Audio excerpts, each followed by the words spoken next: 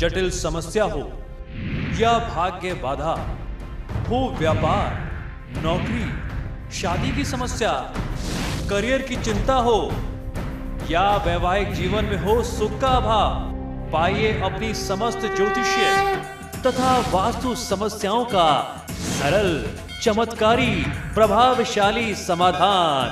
एक जाना माना और विश्वसनीय नाम, आचार्य पंडित श्री वैभवनाथ शर्मा जी, काशी के 400 वर्ष पुराने प्रतिष्ठित और अंतरराष्ट्रीय ख्याति प्राप्त राज ज्योतिषी परिवार की 8वीं पीढ़ी के ज्योतिषी और वास्तु शास्त्री आचार्य पंडित श्री वैभवनाथ शर्मा जी के द्वारा व्यक्तिगत या फिर फोन पर अपॉइंटमेंट लेने के लिए कॉल करें 9818-300-146, 9990-724-131 या फिर ईमेल करें sharma.vaibhav@gmail.com पर। एक छोटे से ब्रेक के लिए, लेकिन आप बने रहिए हमारे साथ, क्योंकि ब्रेक के बाद आचार्य जी बताएंगे आज का महा उपाय, जिसमें जानेंगे कब और क्यों बाल और नाखून नहीं काटने चाहिए। बने रहिए हमारे साथ।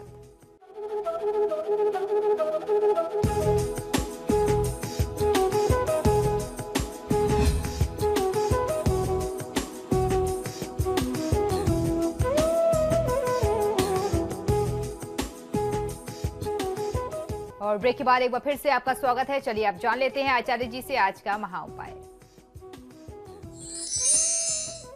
जी बिल्कुल, आज का महा उपाय बहुत ही विशेष है, क्योंकि हमारे दर्शकों की मांग पर मैं आपको बहुत आवश्यक जानकारी देने वाला हूं। आज हम लोग ये जानेंगे कि कब और क्यों, किन परिस्थितियों में, किन दिनों का ध्यान रखते हुए बाल, दाढ़ी, नाखून नहीं काटने चाहिए। यूँ तो पर्सनल केयर हर व्यक्ति के लिए ज़रूरी है, और हम लोग अक्सर ऐसी छोटी छोटी भूल कर देते हैं जिसके चलते हमारा दुर्भाग्य हमारा पीछा नहीं छोड़ता। तो आज ये बात जानना बहुत आवश्यक है, क्योंकि हमारे धर्मशास्त्रों में, ज्योतिष के ग्रंथों में इससे जुड़ी हुई बहुत बड़ी चेतावनी और बहुत बड़ी गाइडलाइंस दी हुई हैं। अगर हम इन बातों का ध्यान रखें तो बहुत ऐसी समस्याएं होती हैं जो हमारे पास आ ही नहीं सकती। कुछ ऐसे कृत्य होते हैं जिन्हें करके हम अपने दुर्भाग्य को स्वयं आमंत्रित कर लेते हैं। तो आज की ये जो जानकारी है ये बहुत आवश्यक है। हमारे दैनिक जीवन से जुड़ी हुई कई ऐसी बातें हैं जिनको कब और कैसे करना चाहिए, इसका निर्देश हमारे धर्मशास्त्रों में दिया गया है। आज के समय में बहुत से लोग उनको अंधविश्वास का नाम देते हैं, क्योंकि उनका प्रभाव प्रत्यक्ष देखने को तो मिलता नहीं, लेकिन सच्चाई यही है कि प्राचीन काल में ऋषि मुनियों ने जो भी परंपराएं बनाई हैं, प्रत्यक्ष रूप से या अप्रत्यक्ष रूप से इन मान्यताओं का हम पर एक गहरा प्रभाव पड़ता है, और यह पूर्णतः वैज्ञानिक भी है। शायद इसीलिए बहुत से लोग आज भी इन परंपराओं को खूब महात्म्य देते हैं, इनका बहुत मान करते हैं। उन्हीं में से एक परंपरा है बाल, दाढ़ी और नाखून कटवाने की। आज भी घर के बड़े बुजुर्ग द्वारा ये बताया जाता है कि शनिवार, मंगलवार और गुरुवार के दिन बाल, दाढ़ी और नाखून नहीं कटवाने चाहिए। ऐसा माना जाता है कि सप्ताह के कुछ ऐसे दिन होते हैं जब ग्रहों से कुछ विशेष प्रकार की किरणें निकलती हैं या उत्सर्जित होती हैं, यानी उनका रेडिएशन बहुत ज़्यादा होता है। खासतौर पर अगर उस मारक ग्रह का दिन हो, उस नुकसान करने वाले ग्रह का दिन हो, तो उस दिन उनका रेडिएशन बहुत ज़्यादा होता है।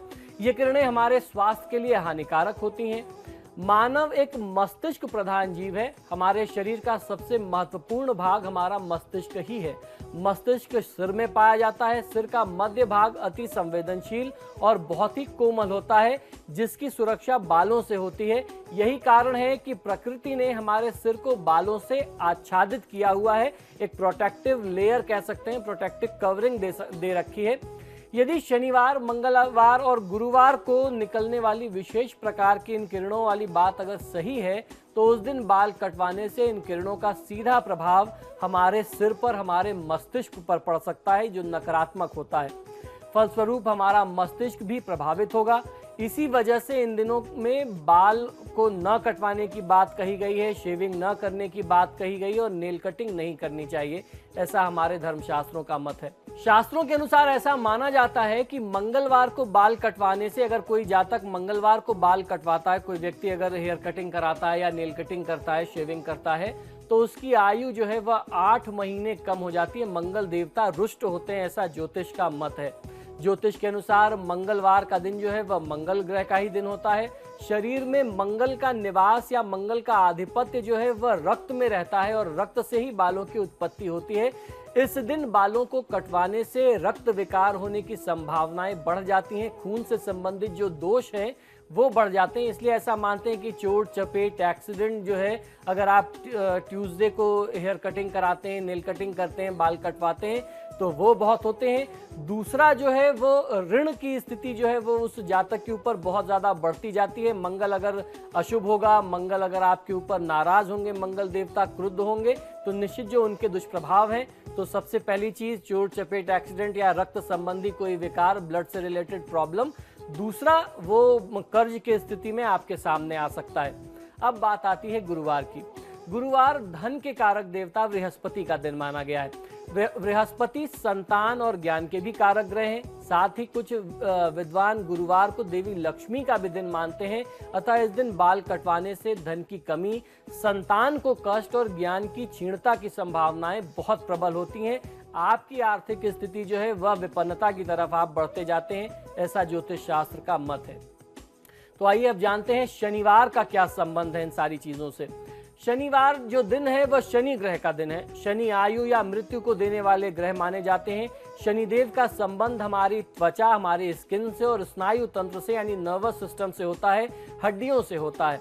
अतः शनिवार को बाल कटवाने से उपरोक्त चीजों पर, उपरोक्त बातों पर गलत प्रभाव पड़ सकता है। यानी आपको स्किन एलर्जीज हो सकती है, न्यूरो प्रॉब्लम हो सकती है, कोई ऐसी दुर्घटना हो जाए जिसमें आप जीवन भर के लिए डिसेबल्ड हो जाएं, अपंग हो जाएं, चोट चपेट एक्सीडेंट कुछ ऐसी हो जाए, इस तरीके के लक्षण सामने आते हैं। इसलिए इन दिनों में बाल कटवाने से बचना चाहिए। और ऐसा कहते हैं कि अगर कोई शनिवार के दिन बाल कटवाता है तो 7 महीने की उसकी जो आयु है वह कम हो जाती है, आयु घट जाती है।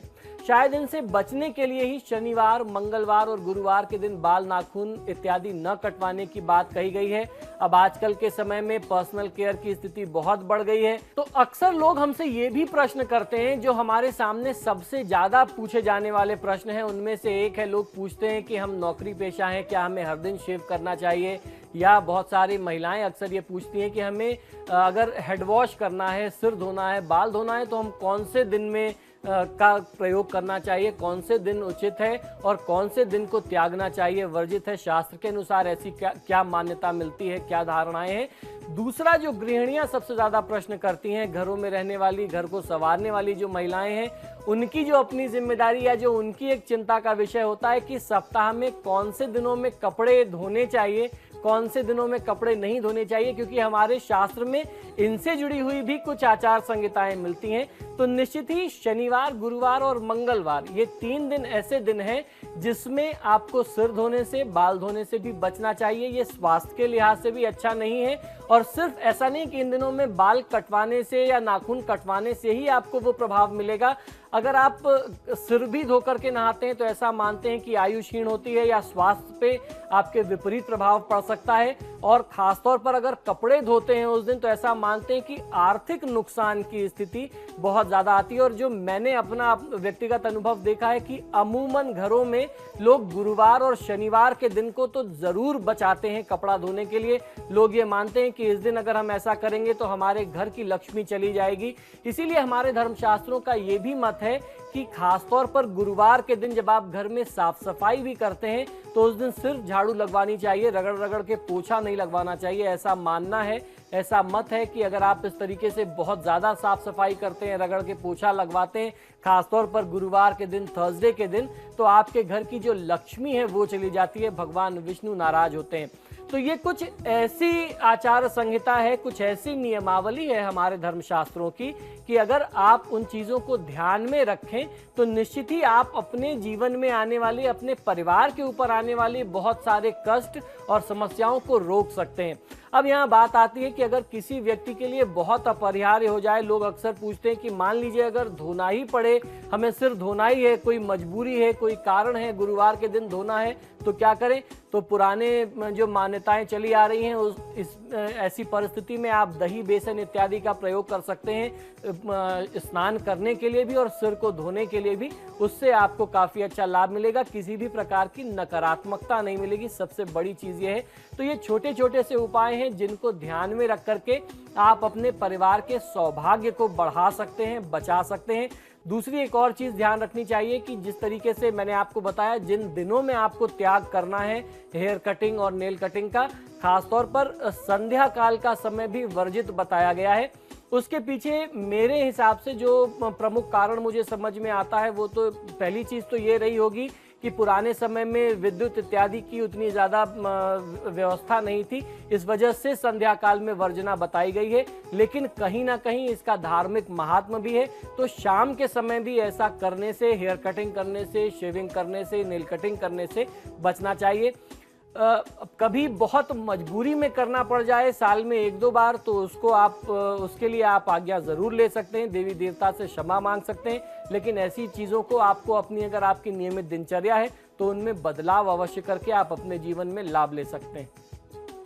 तो ये था हमारा आज का महा उपाय। इसी के साथ ही हमारे आज के कार्यक्रम में फिलहाल इतना ही। बहुत बहुत शुक्रिया आपका दर्शकों में कॉल करने के लिए। आचार्य जी आपका भी बहुत बहुत शुक्रिया स्टूडियो में आने के लिए। जी नमस्कार। तो आपके सितारे में फिलहाल इतना ही। वक्त तो चला एक छोटे से ब्रेक का। ब्रेक के उस पार भी खबरों का सिलसिला लगातार जारी है।